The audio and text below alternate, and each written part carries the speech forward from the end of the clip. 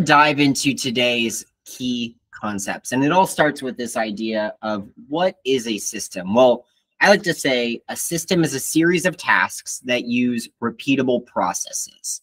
Now, often you call these workflows, and these things are done on items inside your business, inside your life, really, that are happening again and again. And oftentimes when you're able to identify these systems, you can start to remove all of these manual tasks from your life. I like to say that if I spend 3 minutes writing an email, but I have to write that email each and every day, well, by the end of the year, that's almost 20 hours on just that one 3-minute email. So this idea comes to the autonomy of scale, right? The power of the compound effect, if you will. You know, these efforts stack on each other. So the bullseye focus on this that I really want you guys to understand is we all have systems in our life.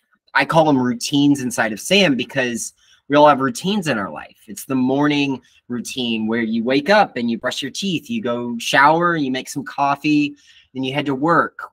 Or maybe it's the routine you have in your business where you get into the office, you make coffee, you chat with Cheryl, then you go call all your past clients, make sure all their needs are met. You move to all of the pressing daily tasks, and then you finish with some outreach and really focus on how can we bring leads into our business. It's just important that you know that you have workflows, you have routines, you have processes that you go through, but many times you just don't realize it. You don't recognize it, and you don't have it written down in a reproducible format of some sort. That's right. And so ultimately the key idea is once you find these systems, you can start to streamline these tasks. That 3-minute email that I just gave you the example of, maybe we can add that into a system. It gets automated, and now I don't have to handle it. Well, now I have 3 minutes now. Sure, that's not much to do with anything. But at the end of the year, I have 20 hours. Now we've got a large chunk of time that could be reinvested into growing our business.